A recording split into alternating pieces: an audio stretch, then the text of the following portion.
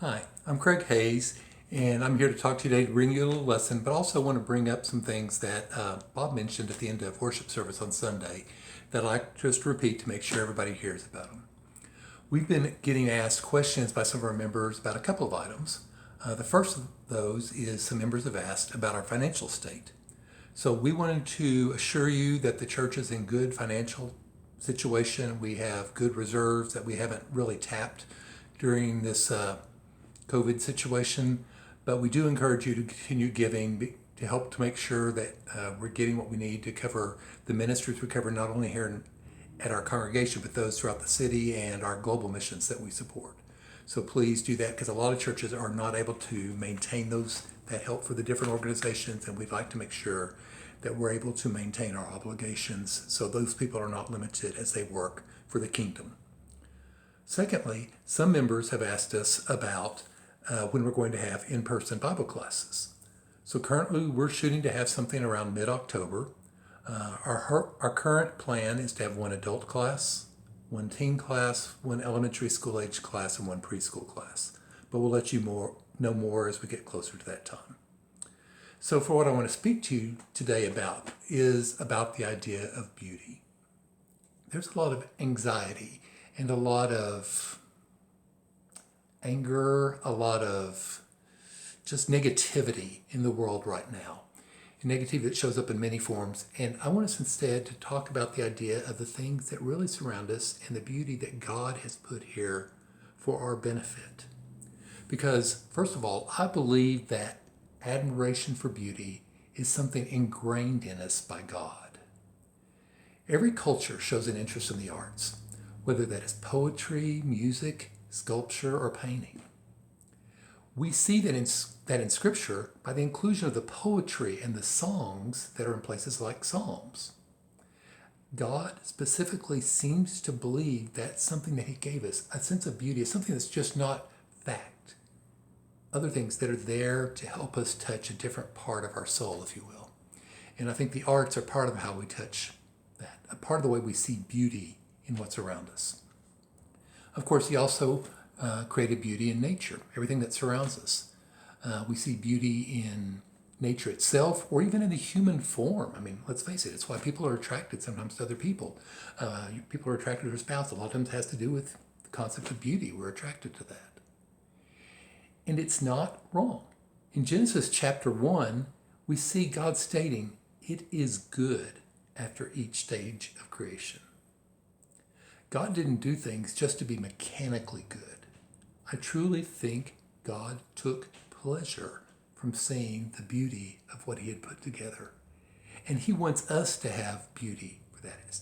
It is natural for us to enjoy the beauty of nature. And I think it's natural for us to want to see the beauty in life. In Ecclesiastes 5:18, it's written, "Here is what I have seen to be good and fitting, to eat, to drink, and enjoy oneself in all one's labors in which he toils under the sun during the few years of his life which his God had given him." Listen to this. "For this is his reward." God meant the way we get to live this life is to be a reward for us. Whether it's our productivity, whether it's what we see around us, but there's beauty in everything. There's beauty in the work that you do in a day when you feel successful in what you've accomplished. There's beauty in the relationships we have. There's beauty in nature. There's beauty in the laugh of a child. There's just beauty around us. And God meant for us to get pleasure from these beauty. But too often we miss out on seeing the good we have in life. And I've noticed that lately because sometimes I've taken in the past I've taken for granted seeing like the Sandias. When I turn around the corner from our house and our street, got a really good view of the Sandias. But with the smoke that's kind of rolled in lately, that's been somewhat obscured. And it's mainly helped me to see what I've taken for granted in the past. And that's what I think is interesting, because now I'm noticing the beauty I'm missing out on instead. And I think that's where we are a lot of the times. But I want to think about that idea with the idea of how we focus sometimes on the smoke rather than on the beauty itself. It's a passage from Philippians, a really commonly used passage, Philippians 4, verses 8 and 9. And we focus on a lot, but I think when we read this passage, normally we're thinking about the idea of focusing on sinful things or worldly things versus focusing on the things of God. And I don't think that's an inappropriate interpretation of the scripture, but I want you to take a moment to listen to this a little different way.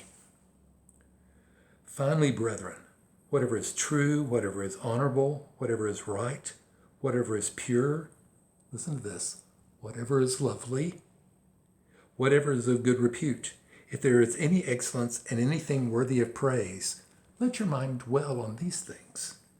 The things that you have learned and received and heard and seen in me, practice these things, and the God of peace shall be with you. Think about focusing on the beauty around us and what a blessing it would be if we focus on what's beautiful instead of what's ugly. If we focus on the things that are positive that we hear about in people's lives, rather than focusing on the negatives that are being thrown at us by wherever. I look at it this way. If you're walking along and all you ever stare at is the dirt on the ground and the rocks in your way, your life will soon be filled with filth and obstacles. But if you spend some time looking at what's growing to the sides of the path, if you spend some time looking at the sky, you get a whole different feel for the exact same place that you are, but suddenly when you're looking out on the horizons, you see something lovely versus dwelling on the dirt and the rocks that may be in your way. Let me look at this, give you a few examples in your life of how this would work. If you're looking around your house and you spend your whole time thinking about a piece of furniture that's worn out or a kitchen that's out of style, what does your mind go to? You begin to think about how it's not good enough for you, that you can't be happy till you have replacement. You can't be happy until you have more. And the search for more never ends.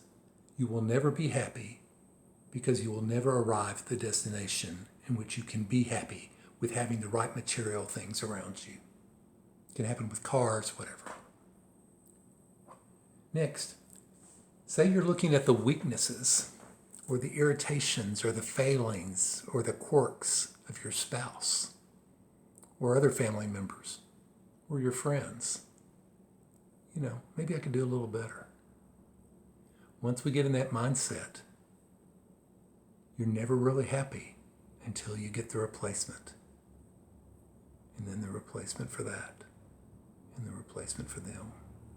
And the replacement for them. And on it goes.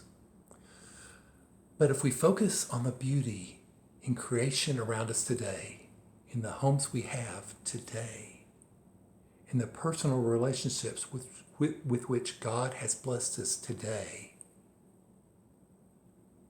we can have the life today that God always wanted for you. You don't have to wait till you get that improvement in situation, the improved job, the improved home, the improved relationships, whatever. You can begin to enjoy what God has blessed you with today. And just possibly the negative things of life may not be quite so overwhelming. And you just might begin to see and enjoy the beauty that God has given you in your life.